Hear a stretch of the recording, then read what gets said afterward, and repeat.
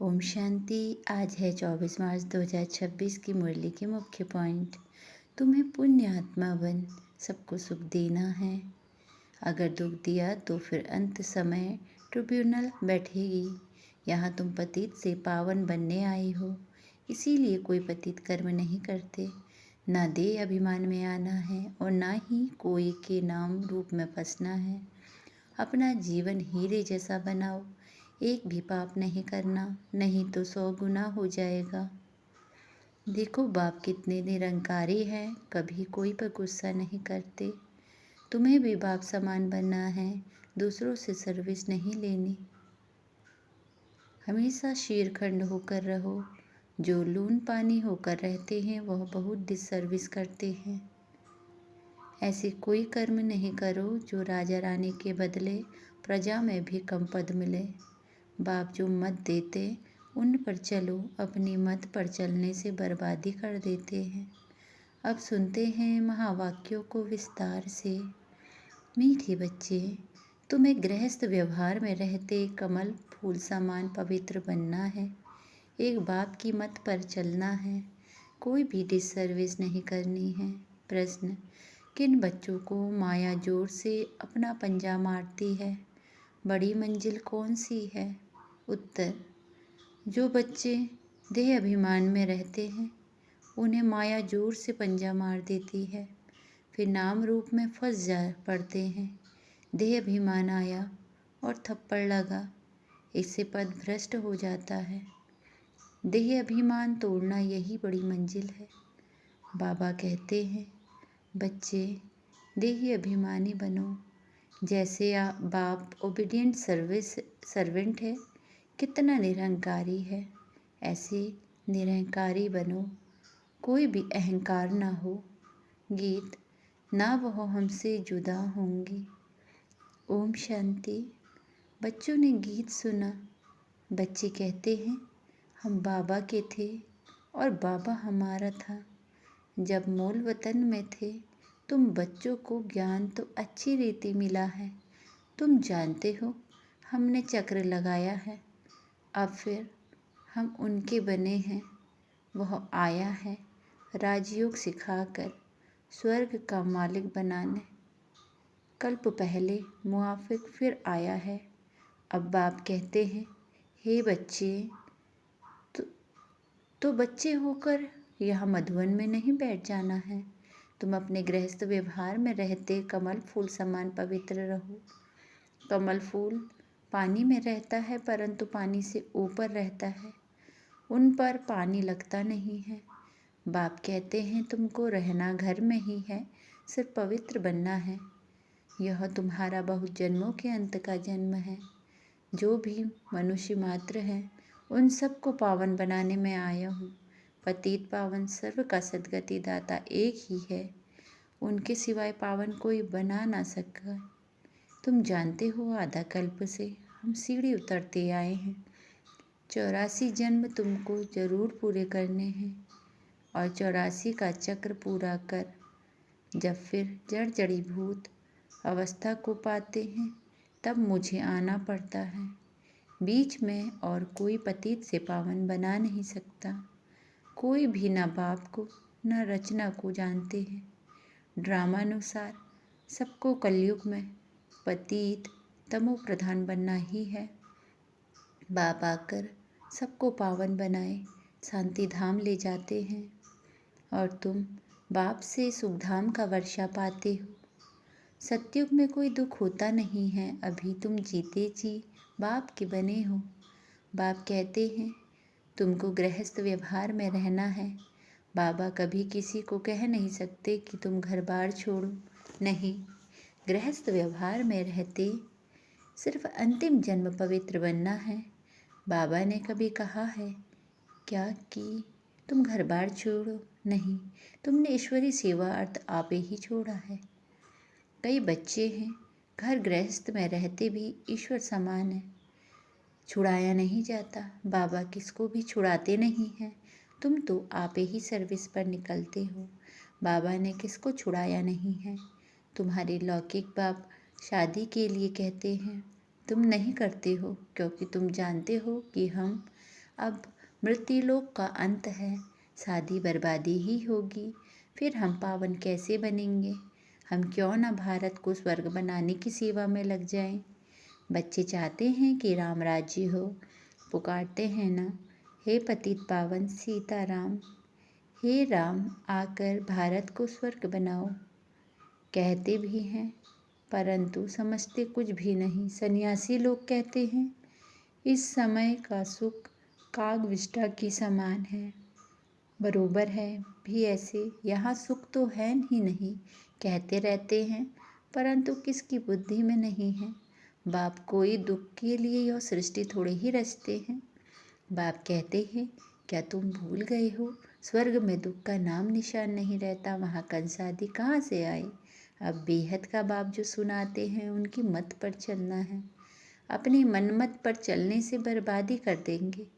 आश्चर्यवत सुनंती कथंती भागंती या ट्रेटर बनंती, कितनी जाकर डिसर्विस करते हैं, उनका फिर क्या होगा।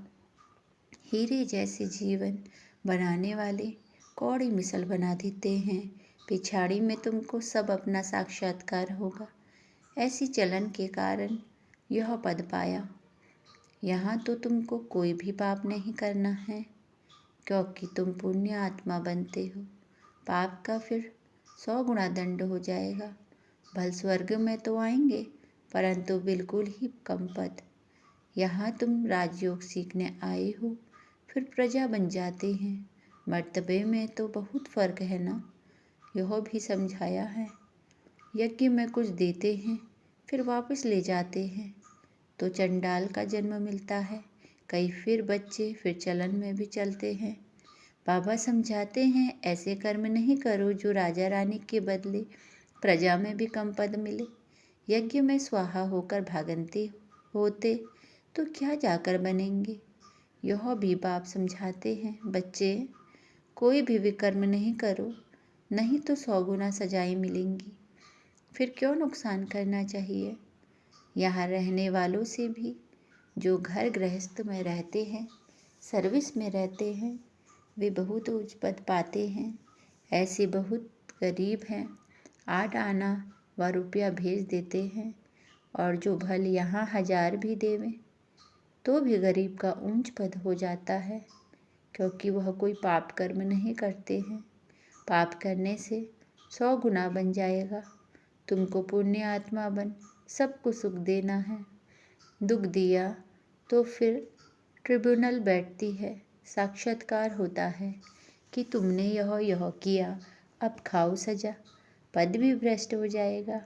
सुनते भी रहते हैं, फिर भी कई बच्चे उल्टी चलन चलते रहते हैं। बाप कहते हैं हमेशा शीरखंड होकर रहो। अगर लून पानी होकर रहते हैं तो बहुत डिसर्विस करते हैं। कोई के नाम रूप में फंस पड़ते हैं तो यह भी बहुत पाप हो जाता है। माया जैसे एक चूहा है, फूंक भी देती, काटती भी रहती, खून भी निकल आता, पता भी नहीं पड़ता। माया भी ब्लड निकाल देती है, ऐसे कर्म करवा देती जो पता भी नहीं पड़ता। 5 विकार एकदम शीर मूंड लेते हैं। बाबा सावधानी तो देंगे ना, ऐसा ना हो जो फिर ट्रिब्यूनल के सामने कहे कि हमको सावधान थोड़े ही किया। तुम जानते हो ईश्वर पढ़ाते हैं, खुद कितना निरंकारी है। कहते हैं हम ओबीडियंट सर्वेंट हैं। कोई कोई बच्चों में कितना अहंकार होता है। बाबा का बनकर फिर ऐसे ऐसे कर्म करते हैं जो बात मत पूछो। इससे तो जो बाहर गृहस्थ व्यवहार में रहते हैं वह बहुत ऊंच चले जाते हैं। देह अभिमान आते ही माया जोर से पंजा मार देती है। देह अभिमान तोड़ना बड़ी मंजिल है। देह अभिमान आया और थप्पड़ लगा तो देह अभिमान में आना ही क्यों चाहिए जो पद भ्रष्ट हो जाए। ऐसा ना हो वहाँ जाकर झाड़ू लगाना पड़े। अब अगर बाबा से कुछ कोई पूछे तो बाबा बता सकते हैं, खुद भी समझ सकते हैं कि मैं कितनी सेवा करता हूँ, हमने कितनों को सुख दिया है। बाबा मम्मा सबको सुख देते हैं, कितना खुश होते हैं। बाबा बॉम्बे में कितनी ज्ञान की डांस करते थे। चातक बहुत थे ना। बाप कहते हैं बहुत चातक के सामने ज्ञान का डांस करता हूँ तो अच्छी अच्छी पॉइंट्स निकलती है। चातक खींचते हैं, तुमको भी ऐसा बनना है, तब तो फॉलो करेंगे। श्रीमत पर चलना है, अपनी मत पर चलकर बदनामी कर देते हैं तो बहुत नुकसान हो पड़ता है। अभी बाप तुमको समझदार बनाते हैं। भारत स्वर्ग था ना, अब ऐसा कोई थोड़े ही समझता है। भारत जैसा पावन कोई देश नहीं, कहते हैं, लेकिन समझते नहीं हैं कि हम भारतवासी स्वर्गवासी थे। वहाँ अथाह सुख था। गुरु नानक ने भगवान की महिमा गाई है कि वह आकर मूत पलीती कपड़े धोते हैं, जिसकी ही महिमा है। एको ओंकार शिवलिंग के बदले अकाल तख्त नाम रख दिया है। अब बाप तुमको सारी सृष्टि का राज समझाते हैं। बच्चे एक भी पाप नहीं करना, नहीं तो 100 गुना हो जाएगा। मेरी निंदा करवाई तो पद भ्रष्ट हो जाएगा। बहुत संभाल करनी है, अपना जीवन हीरे जैसा बनाओ, नहीं तो बहुत पछताएंगे। जो कुछ उल्टा किया है वह अंदर में खाता रहेगा।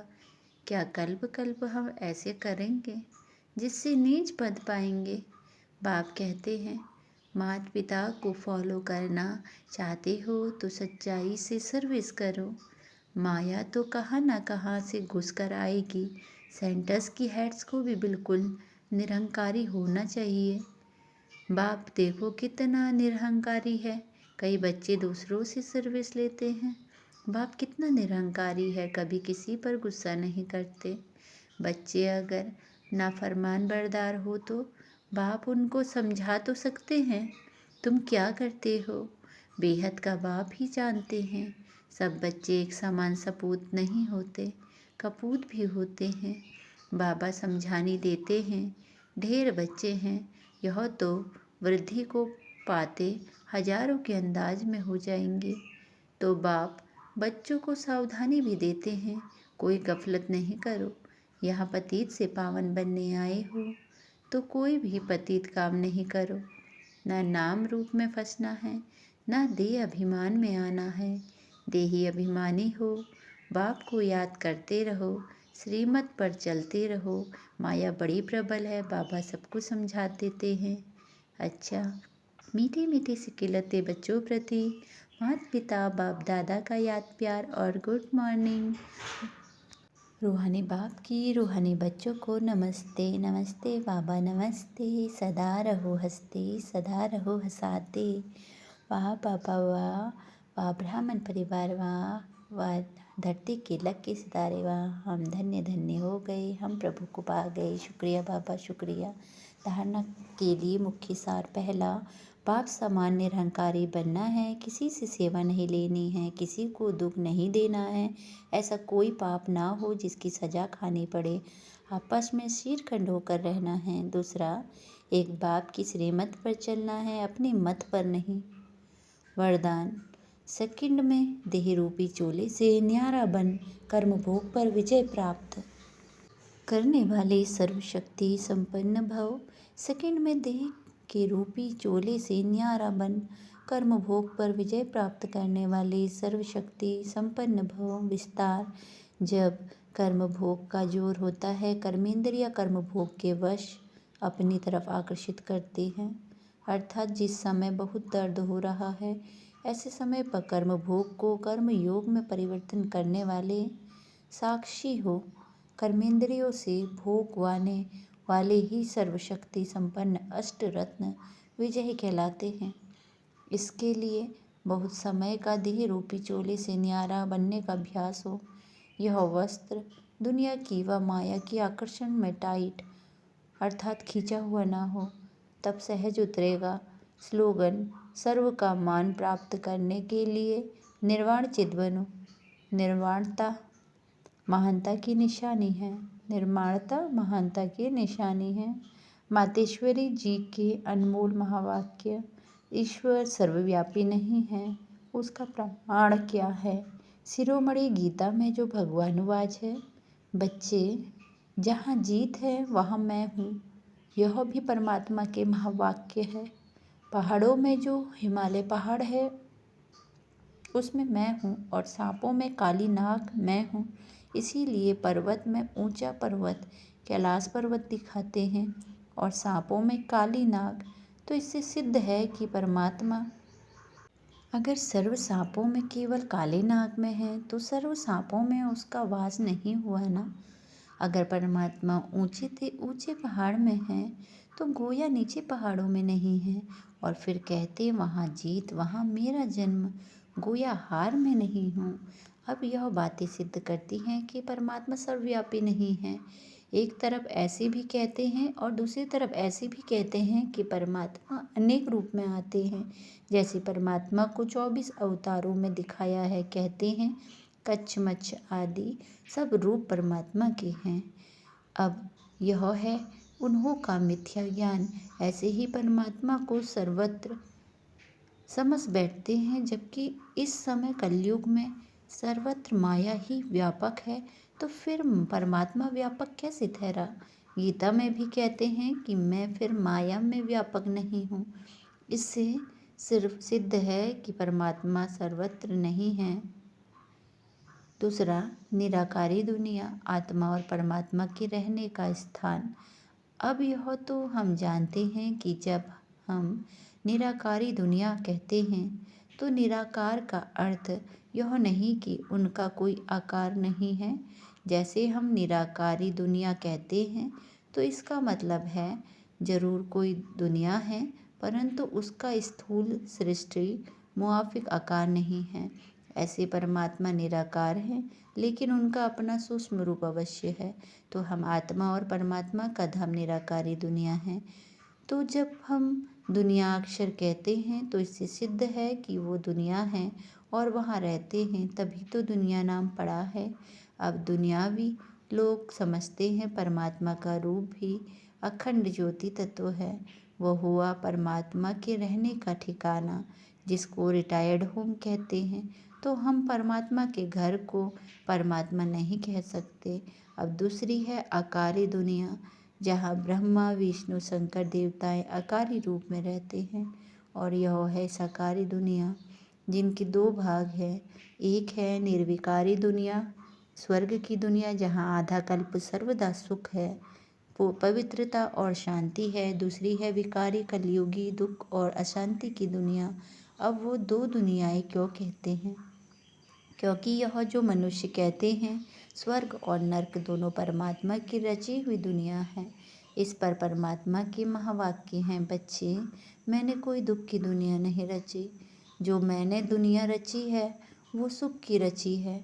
अब यह जो दुख और अशांति की दुनिया है वो मनुष्य आत्माएं अपने आप को और मुझ परमात्मा को भूलने के कारण यह हिसाब किताब भोग रहे हैं। बाकी ऐसे नहीं।